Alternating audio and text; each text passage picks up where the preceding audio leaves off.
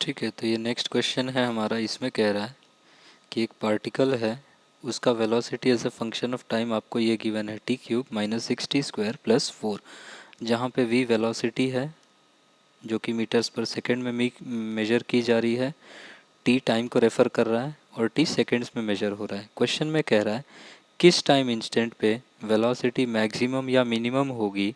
ठीक है, पहले तो वो टाइम इंस्टेंट बताना है जिस पे वेलोसिटी मैक्सिमम या मिनिमम होगी, दूसरा वो मैक्सिमम या मिनिमम वैल्यू भी बताना है। तो अब मैक्सिमम मिनिमम में हम लोग क्या पढ़ते हैं कि अगर जैसे यहाँ पे वेलोसिटी मेरा टाइम का फंक्शन है, ठीक है, तो हम लोग क्या पढ़ते हैं कि अगर वेलोसिटी टाइम पे डिपेंड कर रहा है तो वेलोसिटी को मैक्सिमम होने के लिए दो बातें होनी चाहिए। एक तो उसका फर्स्ट डेरिवेटिव ज़ीरो होना चाहिए, और वैल्यू को मैक्सिमम होने के लिए उसका second derivative less than zero या नेगेटिव होना चाहिए।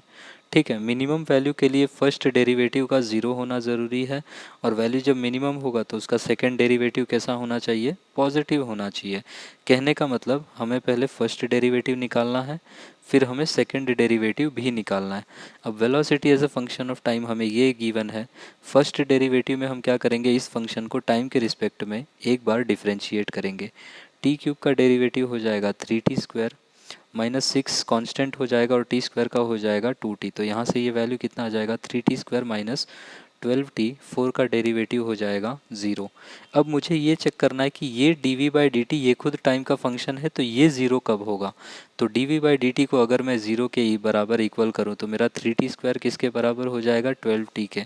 3t² हो जाएगा 12t के बराबर, t से एक t कट जाएगा मेरा, और t का ये 3 से ये 4 काट दूंगा, t का वैल्यू मेरे पास कितना आ जाएगा, 4 सेकेंड। कहने का मतलब जब टाइम का वैल्यू 4 सेकेंड होगा तो फर्स्ट डेरिवेटिव मेरा हो जाएगा 0। अब मुझे चेक करना है सेकंड डेरिवेटिव के बारे में, तो यही जो टाइम फंक्शन है 3t² - 12t, इसी को जब मैं एक और बार टाइम के रिस्पेक्ट में डिफ्रेंशिएट करूँगा, मुझे सेकंड डेरिवेटिव ऑफ v मिल जाएगा with respect to t। 3 constant है, t² का डेरिवेटिव हो जाएगा 2t, टोटल वैल्यू मेरे पास आ जाएगी 6t। 12t में -12 कांस्टेंट हो जाएगा, t का derivative with respect to t 1 हो जाएगा। ठीक है, अब ये dv/dt जो मेरा वैल्यू है ये भी टाइम का फंक्शन है, तो सबसे पहले ये चेक करेंगे ये कहाँ ज़ीरो होता है। तो इसको जब मैंने ज़ीरो के बराबर किया तो 6t = 12 हो जाएगा, या t = 2 सेकेंड हो जाएगा। कहने का मतलब 2 सेकेंड पे सेकेंड डेरिवेटिव ज़ीरो हो रहा है। ठीक है, पॉइंट ऑफ इन्फ्लेक्शन को डिनोट करता है। तो अब इस कंडीशन को अगर मैं देखूँ कि वेलोसिटी को अगर मैक्सिमम होना है तो सेकंड डेरिवेटिव को ज़ीरो होना, लेस देन ज़ीरो होना चाहिए या नेगेटिव होना चाहिए। तो अब ये वाली कंडीशन को मैंने यूज़ किया और dt2 का वैल्यू मैंने 6t - 12 लिखा है। तो 6t - 12 मेरा लेस देन ज़ीरो होना चाहिए। कहने का मतलब 6t should be less than 12 और t should be less than 2 second. ठीक है, सेम लॉजिक से अगर मैं second derivative greater than zero करूं तो 6t - 12 को मुझे फिर से ग्रेटर देन ज़ीरो करना पड़ेगा। यहाँ पे अब 6t will be greater than 12, या फिर t is greater than 2 second. कहने का मतलब 2 सेकेंड से पहले मेरा सेकेंड डेरिवेटिव ज़ीरो है, 2 सेकेंड के बाद मेरा सेकेंड डेरिवेटिव पॉजिटिव है। मेरा dv/dt ज़ीरो कब है, t = 4 सेकेंड में। ये t = 4 सेकेंड किस में आएगा, 2 सेकेंड के बाद आएगा। तो ऑब्वियसली t = 4 सेकेंड पे मेरा सेकेंड डेरिवेटिव कैसा होगा, ग्रेटर देन ज़ीरो। इससे भी देख सकते हैं कि t का वैल्यू अगर मैंने 2 से ज़्यादा डाला, t का वैल्यू 2 से थोड़ा, t = 2 पे क्या हो रहा है, ये भी 12 ये भी 12 ज़ीरो हो जा रहा है। t का वैल्यू 2 से बड़ा करते ही 6t 12 से बड़ा हो जाएगा, और ये वैल्यू आपको हमेशा ही कैसा मिलेगा, पॉजिटिव। t का वैल्यू मैं 4 भी रख दूँ तो कितना हो जाएगा, 6 × 4 24 - 12, ये वैल्यू कितना आएगा आपके पास, +12। ये वैल्यू पॉजिटिव आया। हमें सिर्फ पॉजिटिव या निगेटिव से मतलब होता है। ठीक है, तो फिर से t = 4 पे फर्स्ट डेरिवेटिव ज़ीरो है, सेकंड डेरिवेटिव t = 2 सेकेंड से पहले लेस देन ज़ीरो है, और 2 सेकेंड पे पॉइंट ऑफ इन्फ्लेक्शन है, उसके बाद मेरा second derivative greater than zero है। t = 4 सेकेंड पे आपको देखना है क्योंकि फर्स्ट डेरिवेटिव का ज़ीरो होना ज़रूरी है। तो t = 4 सेकेंड पे मेरा क्या होगा, सेकंड डेरिवेटिव मेरा ग्रेटर देन ज़ीरो होगा, क्योंकि t ग्रेटर देन 4 सेकेंड मेरा 2 के बाद ही आएगा। तो उस वक्त मेरा सेकंड डेरिवेटिव कैसा होगा, ग्रेटर देन ज़ीरो। अगर सेकंड डेरिवेटिव मेरा ग्रेटर देन ज़ीरो होगा तो मेरा वैल्यू मिनिमम ही लेगा अपना। ठीक है, मिनिमा ही आएगा। तो यहाँ पे मिनिमम वैल्यू आएगा मेरा कब, at T is equal to 4 second. ठीक है, ये t is equal to 2 second, second derivative 0, इससे कोई मतलब नहीं है, प्लीज़ इसको मत याद रखिएगा, ये कोई बाइंडिंग कंडीशन नहीं है। ठीक है, तो t is equal to 4 second पे वैल्यू मिनिमम होगा, वो मिनिमम वैल्यू निकालने के लिए टाइम फंक्शन में हम t का वैल्यू 4 रख देंगे। तो v as a function of time ये रहा, इसमें हम t की जगह पे 4 रख देंगे। तो 4 का क्यूब माइनस 6 इंटू 4 का स्क्वायर प्लस 4, ये वैल्यू आ जाएगा नेगेटिव में 28 मीटर्स पर सेकेंड। ठीक है, नेक्स्ट क्वेश्चन, ये भी वन डायमेंशन का ही क्वेश्चन है। हमसे कह रहा है कि t टाइम है और x जो फंक्शन के अंदर है वो डिस्प्लेसमेंट है। ठीक है, तो हमें डिस्प्लेसमेंट और टाइम में रिलेशन गिवन है। हमसे बोल रहा है कि acceleration in terms of x बताओ। ठीक है, क्या तरीका होगा। अब अगर सबसे पहले तो हमें x is equal to something something नहीं दिया है। अगर मेरे पास x इज इक्वल टू कुछ टाइम का फंक्शन होता, displacement as a function of time, तो मैं v को कैसे निकालता, dx बाय dt, और मैं a को कैसे निकालता, क्योंकि मेरे पास डिस्प्लेसमेंट का टाइम फंक्शन है, तो मैं इसको 2 बार डिफ्रेंशिएट कर देता विद रिस्पेक्ट टू t और मुझे टाइम फंक्शन मिल जाता। लेकिन मुझे x is equal to something something नहीं दे रखा है, मुझे t is equal to something something दे रखा है। तो पहले हम इसको x is equal to something something के फॉर्मेट में ले आएंगे। तो दोनों साइड्स को अगर मैं स्क्वायर करूँ तो यहाँ पे मैं टी स्क्वायर को लिख सकता हूँ एक्स स्क्वायर माइनस 1, इस माइनस 1 को मैं यहाँ भेज दूँ तो ये कितना हो जाएगा, एक्स स्क्वायर हो जाएगा टी स्क्वायर प्लस 1, एक्स हो जाएगा रूट ओवर में टी स्क्वायर प्लस 1। अब v कैसे निकालेंगे, D X by D T, root X का डेरिवेटिव कितना होता है 1/2 रूट एक्स, तो रूट मैंगो का डेरिवेटिव हो जाएगा 1/2 root mango into derivative of mango. ठीक है, तो 1/2 रूट में T square plus 1 into derivative of T square plus 1, obviously with respect to T. तो यहाँ से हम देखेंगे तो ये कितना आ जाएगा 1/2 रूट ओवर में T square plus 1 into T square plus 1 का डेरिवेटिव हो जाएगा 2t, ये 2 से ये 2 कट जाएगा और आपके पास वैल्यू मिल जाएगी ये। ठीक, लेकिन हमसे वेलोसिटी तो पूछा नहीं है, हमसे पूछा है एक्सीलरेशन। तो एक्सीलरेशन कैसे निकालेंगे, ये वेलोसिटी जो as a function of time आया, इसको हम एक और बार डिफ्रेंशिएट करेंगे। अब ध्यान देना है, यहाँ पे ऊपर भी t का फंक्शन है, नीचे भी t का फंक्शन है, तो अब या तो आप इसको ऊपर ले जाके टी स्क्वायर प्लस 1 की पावर में -1/2 ले लो, प्रोडक्ट रूल लगा लो, या फिर आप as it is quotient rule लगा लो। ठीक है, ये वैल्यू रूट में है, इसका स्क्वायर हो जाएगा डिनोमिनेटर में, इसलिए मैं क्वोशंट रूल लगा रहा हूँ। क्वोशंट रूल क्या कहता है, डिनोमिनेटर का फंक्शन एज इट इज़ रहेगा। ठीक है, तो root of T square plus 1 as it is रहा, न्यूमरेटर वाला फंक्शन एक बार डिफ्रेंशिएट होगा विद रिस्पेक्ट टू टी, इसको मैंने एक बार डिफ्रेंशिएट किया, टी का डेरिवेटिव 1 माइनस, अब न्यूमरेटर का फंक्शन एज इट इज़ रहेगा, टी एज इट इज़ रहेगा, डिनोमिनेटर वाला फंक्शन डिफ्रेंशिएट होगा। ठीक है, तो ये डिनोमिनेटर वाला फंक्शन जब डिफ्रेंशिएट होगा तो डिनोमिनेटर में फंक्शन क्या है, root of T square plus 1, तो ये हो जाएगा 1/2 times root of T square plus 1 into derivative of T square plus 1, यहाँ से ये मिलेगा 2t, टी से t में फिर से काटूंगा, ये बाहर वाला t अंदर वाला t हो जाएगा टी स्क्वायर। ठीक है, और नीचे में रूट में जो टी स्क्वायर प्लस 1 था उसका हो जाएगा होल स्क्वायर, और वैल्यू आपके पास मिलेगा टी स्क्वायर प्लस 1। ठीक है, अब यहाँ से मैं डिनोमिनेटर ऊपर में अगर कॉमन करूँगा तो क्या मिलेगा, ये अंडर रूट में टी स्क्वायर प्लस 1 और ये अंडर रूट में टी स्क्वायर प्लस 1, सिर्फ मुझे क्या दे देगा टी स्क्वायर प्लस 1। ठीक है, और यहाँ पे ये माइनस टी और ये टी, ये मुझे क्या दे देगा माइनस टी स्क्वायर, इसका पूरा कॉमन डिनोमिनेटर हो जाएगा root of T square plus 1। ठीक है, अब नीचे में ऑलरेडी मेरे पास टी स्क्वायर प्लस 1 है, इसको मैं टी स्क्वायर प्लस 1 की पावर में 1/2 बोल सकता हूँ। ऊपर में मेरे पास टी स्क्वायर से टी स्क्वायर कटेगा, सिर्फ बचेगा 1, और डिनोमिनेटर में क्या होगा टी स्क्वायर प्लस 1 की पावर में 3/2। हमसे आंसर में टी के टर्म्स में नहीं कह रहा, हमसे कह रहा है find the acceleration in terms of x. हमें फिर से अब रिसब्स्टिट्यूट करना पड़ेगा। तो हमने क्या निकाला था, X is equal to square root of T square plus 1 या फिर X square is equal to T square plus 1, इसी को हम रिसब्स्टिट्यूट करेंगे। ठीक है, टी स्क्वायर प्लस 1 को हमने क्या बोला था, ये था मेरा एक्स स्क्वायर, तो एक्स स्क्वायर की वैल्यू जब मैं रखूँगा तो वो स्क्वायर का 2 और ये नीचे का 2 कट जाएगा, ये आ जाएगा 1/x³ या फिर x की पावर में -3। ठीक है, ये वाला सब्सटीट्यूशन मैंने यूज़ किया यहाँ पर इन टर्म्स ऑफ x लाने के लिए।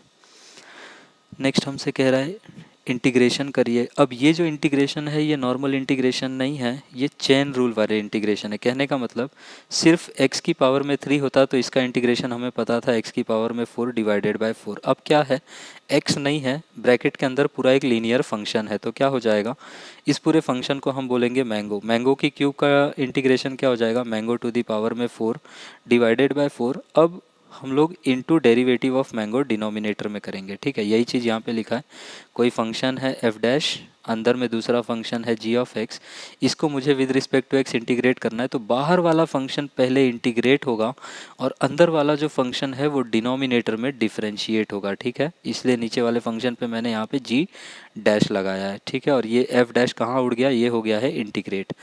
ऊपर में अंदर वाला फंक्शन चेंज नहीं हो रहा है, अंदर वाला फंक्शन बस डिनोमिनेटर में डिफरेंशिएट हो रहा है, ठीक है।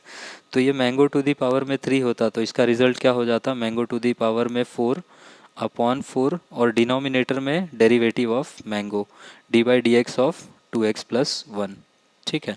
तो ये 2x प्लस 1 का डेरिवेटिव सिर्फ 2 आएगा, वो 2 4 से मल्टीप्लाई होकर डिनोमिनेटर में मेरे पास 8 मिल जाएगा, ठीक है। इस 8 को भी मैं नहीं ये तो नहीं लिख सकते,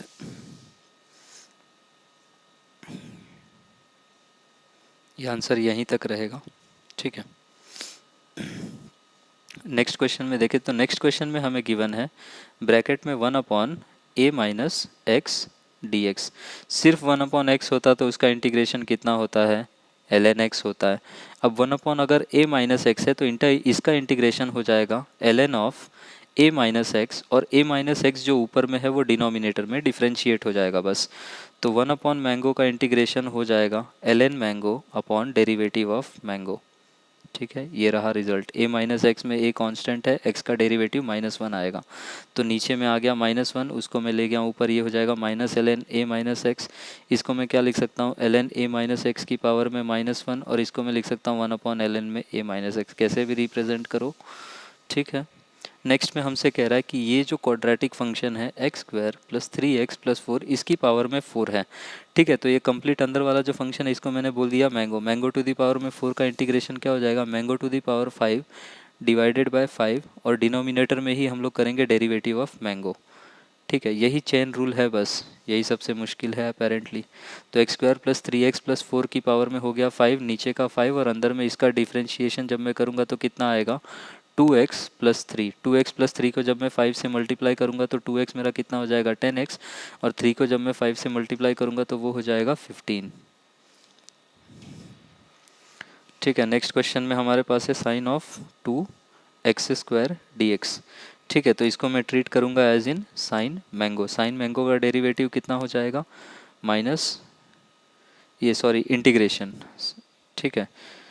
साइन मैंगो का इंटीग्रेशन हो जाएगा minus cos mango upon derivative of mango, ठीक है। डेरिवेटिव ऑफ मैंगो डिफ्रेंसिएशन में चेन रूल में डेरिवेटिव ऑफ मैंगो साथ में ही कर देते थे, इंटीग्रेशन में डिनोमिनेटर में किया जाता है बस। तो ये हो जाएगा minus cos of 2x square, नीचे में डिवाइडेड बाय 2x स्क्वायर का डेरिवेटिव 4x, ठीक है। ये कुछ डेफिनेट इंटीग्रेशन है हमारे पास सॉल्व करने को। पहले इंटीग्रेशन की लिमिट्स है 0 से 2, 4 कांस्टेंट हो जाएगा, एक्स क्यूब का इंटीग्रेशन हो जाएगा x to the power 4 divided by 4 between the limits 0 and 2। 2 constant हो जाएगा, एक्स स्क्वायर का इंटीग्रेशन हो जाएगा एक्स क्यूब बाय 3, लिमिट्स लगा देंगे 0 से 2। 2x में 2 कांस्टेंट हो जाएगा, x का इंटीग्रेशन हो जाएगा एक्स स्क्वायर बाय 2 0 से 2, और 1 का इंटीग्रेशन हो जाएगा सिर्फ x 0 से 2, ठीक है। अब यहाँ पे डिनोमिनेटर का 4, यहाँ का 4 हम काट सकते हैं, यहाँ का 2, यहाँ का 2 हम काट सकते हैं, ठीक है। अब x की पावर में 4 है, x की जगह पे हमें रखना है 2, तो ये 2 की पावर में 4 कितना हो जाएगा, 2 टू ज़ा 4, 4 टू ज़ा 8, 8 टू ज़ा 16, तो ये हो गया 16 माइनस 0 प्लस 2/3। इस 3 को मैंने बाहर ले लिया, कोई फ़र्क नहीं पड़ेगा, तो 2/3 मैंने बाहर कॉमन ले लिया, अंदर में क्या मिला, x की जगह पे 2 रखना है, तो 2 का क्यूब हो जाएगा 8 माइनस 0 का क्यूब 0, ठीक है। यहाँ पे सिर्फ x की जगह पे 2 रखना है, तो ये 2 का स्क्वायर 4 माइनस 0 मिलेगा, अपर लिमिट माइनस लोअर लिमिट, यहाँ पे मिलेगा 2 माइनस 0।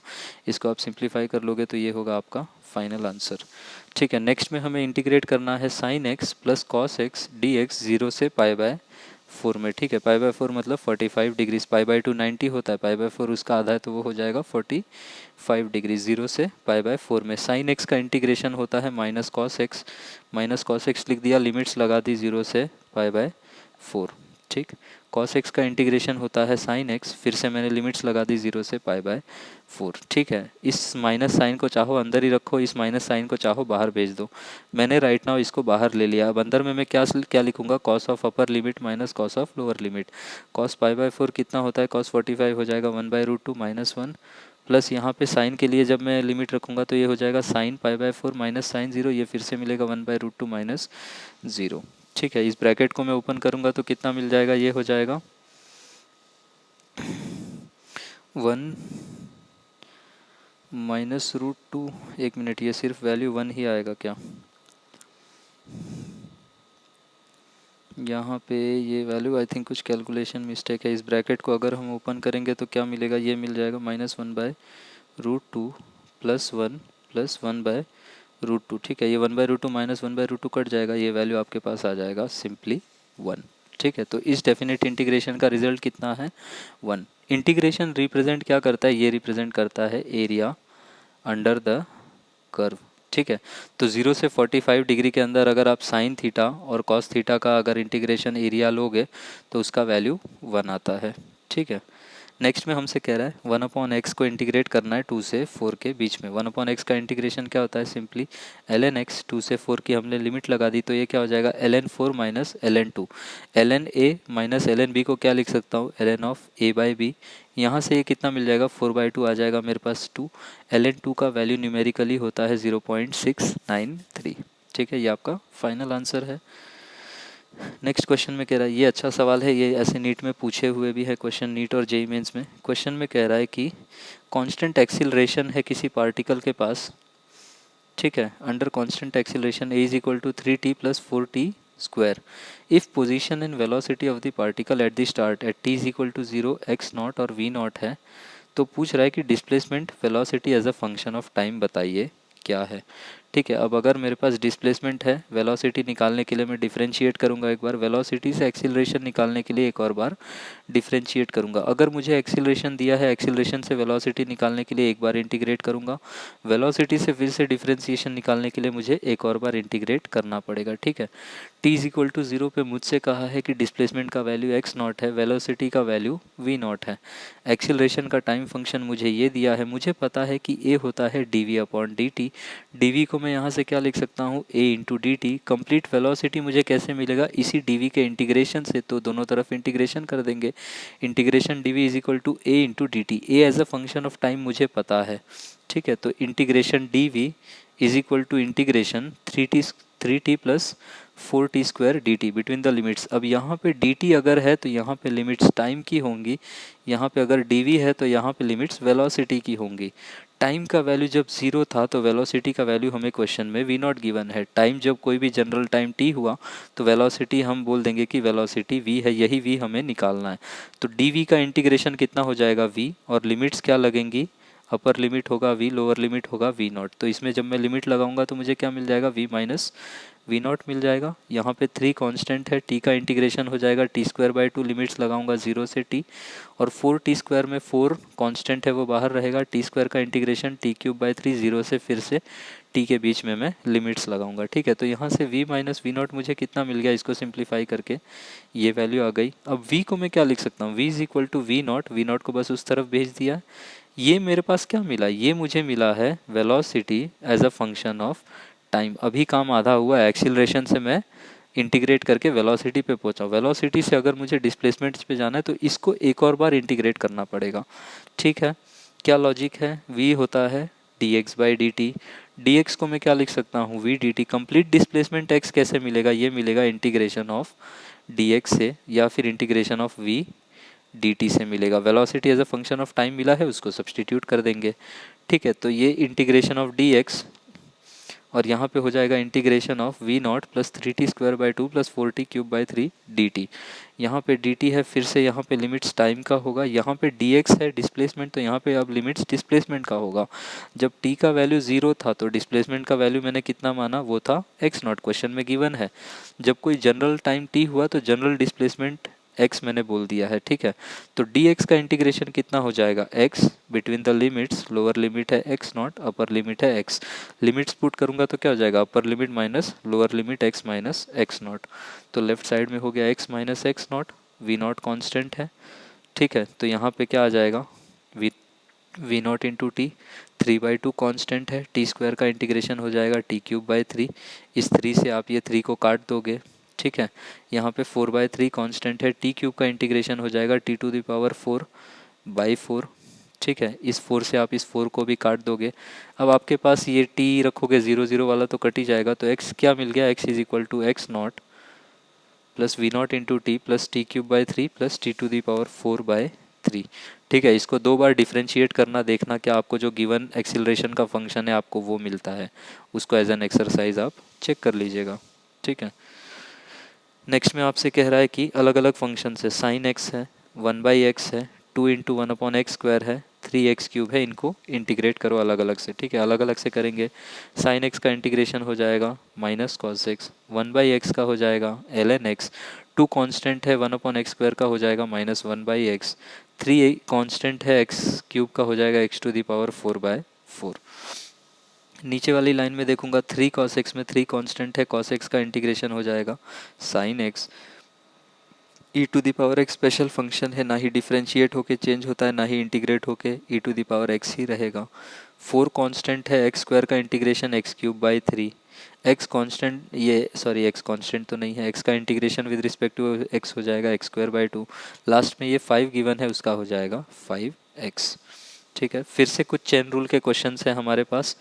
ये पूरा अंदर में क्वाड्रेटिक इक्वेशन है, उसकी पावर में 2 है, ठीक है। अंदर वाले फंक्शन को हम लोग हमेशा क्या बोल देते हैं, mango. Mango to the power 2 का इंटीग्रेशन क्या हो जाएगा, मैंगो टू दी पावर में 3, और डिनोमिनेटर में क्या कर दूंगा मैं, मैंगो टू दी पावर में 3/3 इंटू डिनोमिनेटर में डेरिवेटिव ऑफ मैंगो, ठीक है।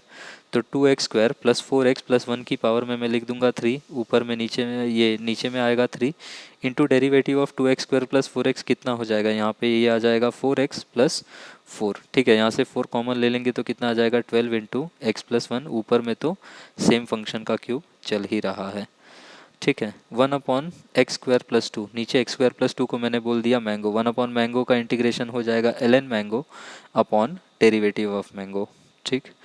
तो ln मैंगो कितना है, ln x² प्लस 2 अपॉन नीचे मैंगो x² प्लस 2 का डेरिवेटिव, ये कितना आ जाएगा 2x, ठीक है।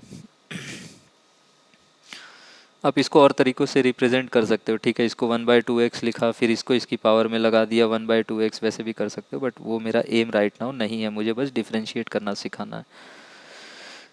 नेक्स्ट क्वेश्चन में हमसे क्या कह रहा है, cos ऑफ x प्लस 2 है, ठीक है। तो cos ऑफ मैंगो का इंटीग्रेशन कितना हो जाएगा, ये हो जाएगा sine mango upon derivative of mango, इसका कितना हो जाएगा x प्लस 2 का डेरिवेटिव नीचे में 1 ही आएगा। ये डेफिनेट इंटीग्रेशन है, अलग अलग फंक्शन है, 4x 1/x 1, 4 कांस्टेंट, x का इंटीग्रेशन x²/2 1 से 3 का लिमिट, 1/x का इंटीग्रेशन ln x 1 से 3, 1 का इंटीग्रेशन x, लिमिट्स लगा दी 1 से 3, ठीक है। बस इसके बाद आपको लिमिट्स पुट करनी, ये 2 से मैंने ये इस 4 को 2 टाइम्स काट दिया, वो 2 बाहर है, अंदर में ये 3 का स्क्वायर कितना हो जाएगा 9, -1 का स्क्वायर 1, 9 - 1, यहाँ पे मैं वैल्यू पुट करूँगा ln 3 माइनस ln 1 होता है हमारे पास 0, और यहाँ से आएगा 3 - 1 2, फाइनल वैल्यू सिंप्लीफाई करेंगे तो कितना आ जाएगा 18 प्लस ln 3। नेक्स्ट क्वेश्चन में गिवन है sine x minus cos x 0 से π/4, ठीक है। तो साइन एक्स का इंटीग्रेशन कितना हो जाएगा माइनस कॉस एक्स, और कॉस एक्स का इंटीग्रेशन कितना हो जाएगा साइन एक्स, ठीक है। माइनस साइन बीच वाला एज इट इज़ रहेगा, 0 से π/4 मुझे लगाना है, π/4 फिर से 45 डिग्री है, π/2 का आधा, तो यहाँ पे मैं कितना लिख सकता हूँ, माइनस साइन को मैंने बाहर ले लिया, cos π/4 माइनस cos 0 का वैल्यू कितना होता है 1, माइनस में यहाँ पे जब मैं वैल्यू पुट करूँगा क्या हो जाएगा साइन π/4 माइनस साइन 0 मेरा कितना होता है, ये होता है 0, cos π/4 कितना होता है 1/√2 -1 -1/√2, ठीक है। अब यहाँ से मैं ब्रैकेट ओपन करूँगा तो ये कितना हो जाएगा -2/√2, ये माइनस से माइनस खुलेगा, ये हो जाएगा +1, ये -1/√2 -1/√2, ये हो जाएगा -2/√2, और ये आंसर आ गया 1 - रूट टू का वैल्यू 1.414 होता है, तो ये हो जाएगा नेगेटिव में 0.414। ठीक है, दैट्स इट।